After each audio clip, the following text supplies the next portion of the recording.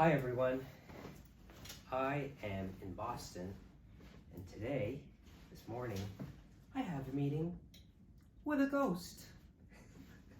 That's sometimes how I think about it. So the reason I came to Boston is because I'm going to the Museum of Fine Arts, the MFA, to go into a very special room, the study room, and look at original watercolor paintings by John Singer Sargent.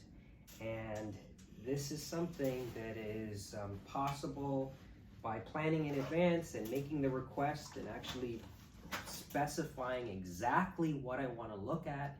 And then the staff, they take out the pieces and they bring them into the study room, and I can actually look at them carefully in person.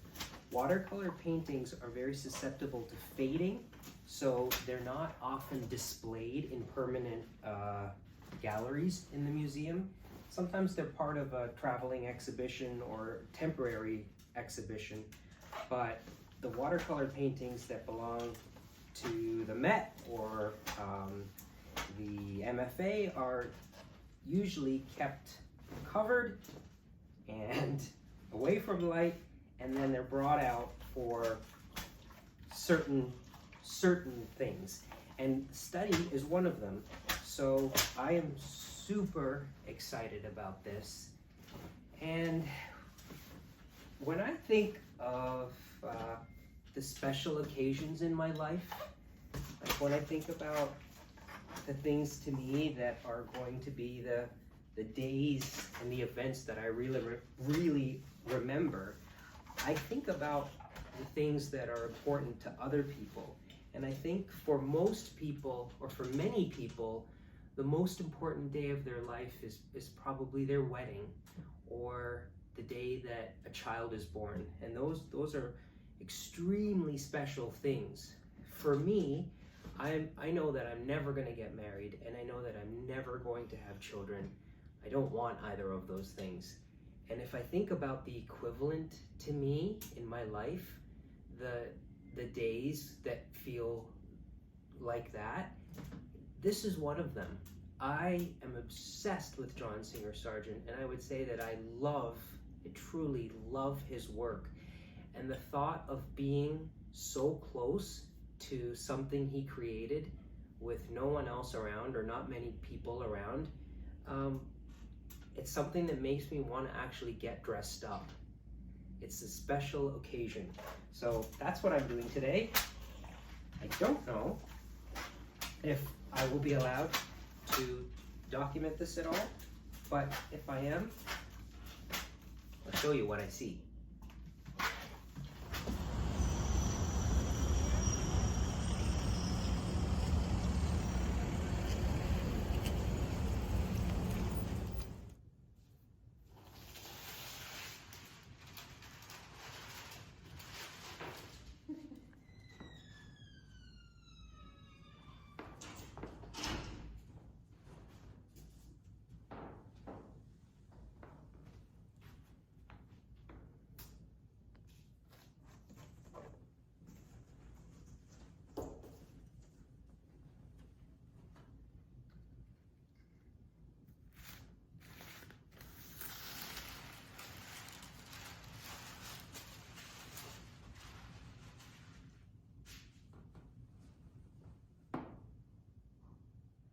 So down a corridor in the Egyptian department of the MFA is a very nondescript door, and I'm inside the room behind that door, the Morse Study Room, where this department has very generously allowed me to come in and look at these original watercolors by John Singer Sargent. The amazing thing is this is something that anyone can do. You can email the department in advance and ask to look at things that belong to the department that they will pull out for you. So I'm going to spend the next couple of hours here. What am I looking for? Well, I have this as a print at home, and I've seen this multiple times in books.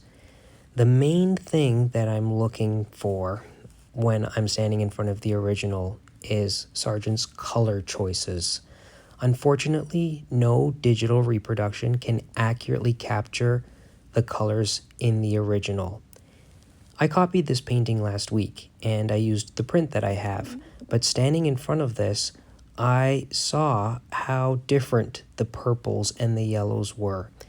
And that is where this study becomes so valuable, standing in front of the real thing and seeing what pigments he actually used. The pencil lines, many of these pencil lines appear in the copies, but there were very fine, subtle lines that I saw only by standing in front of the original.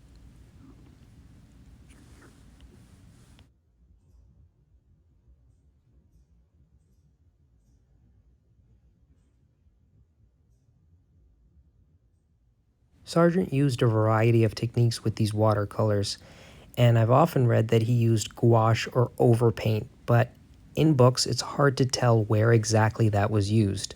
When I was standing in front of this painting, it was so neat to see that that gondolier, the white clothing of the gondolier, was actually painted afterwards with a thicker, opaque paint.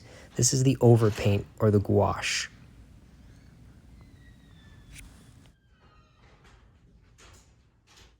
Wax resist.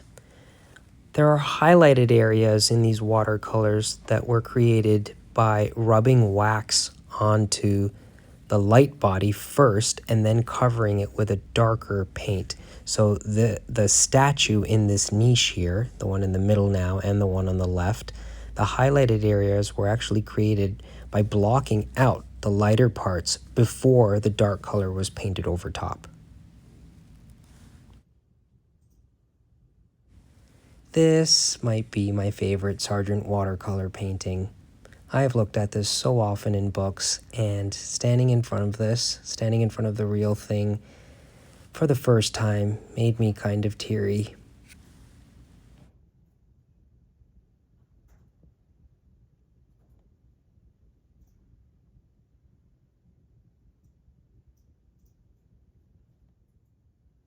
Sometimes Sargent's strokes are very carefully placed, and then other times they're rapid and they're quick.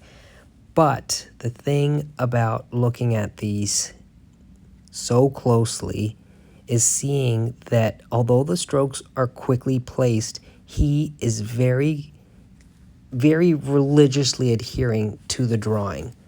The pencil drawing is not overt. The lines are very fine, but he is following those lines. I love this one. I'm often sitting in front of a building trying to paint it, and this is just a wonderful example of that warm light on one side and a shadow on another. I've been taking life drawing classes for years, and when I'm standing in front of the model, I often think of Sargent. I think of his rapid charcoal drawings like this one. I don't think I've ever actually seen a charcoal nude sketch of Sargent's in the flesh, but I chose to look at this one because it was a very clear study of one particular pose. It's just beautiful.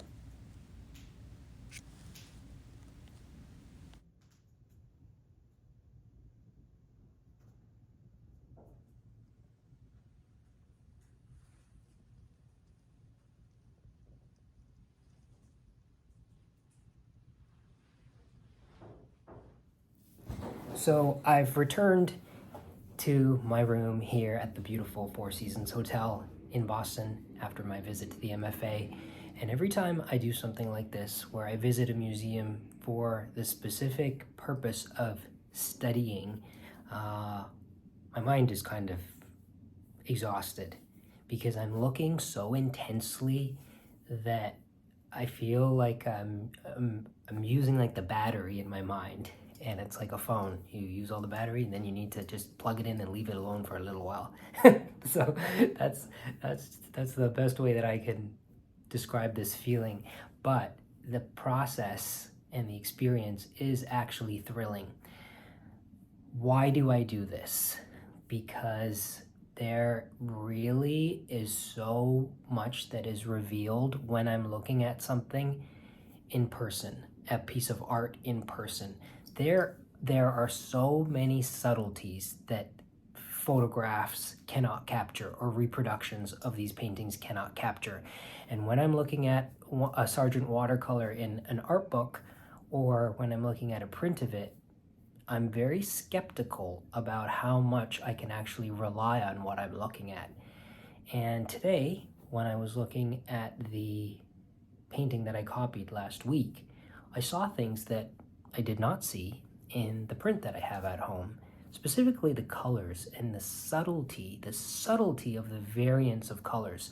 So when I am actually painting, when I'm actually sitting down to either copy something, like copy a work by an old artist for the purpose of studying, or when I'm actually outside and I'm painting from life, here's the thing that happens. I have my palette, okay? And look at this palette.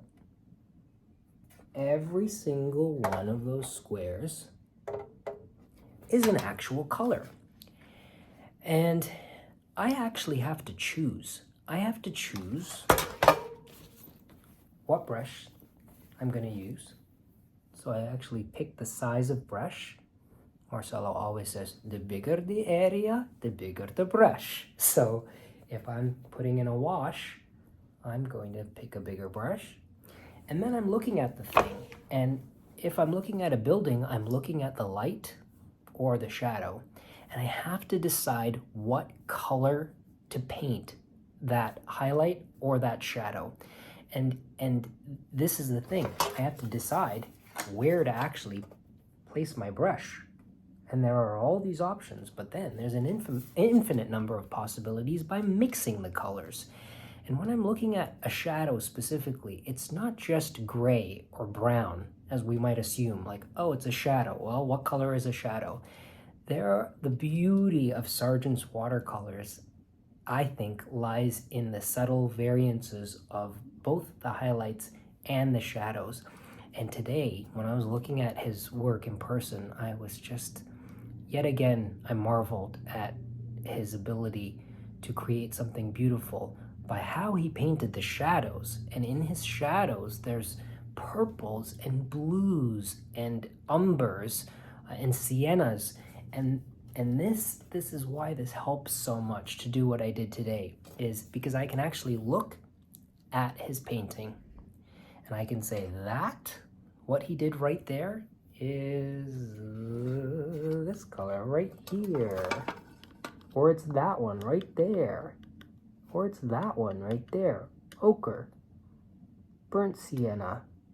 So that's what I'm doing.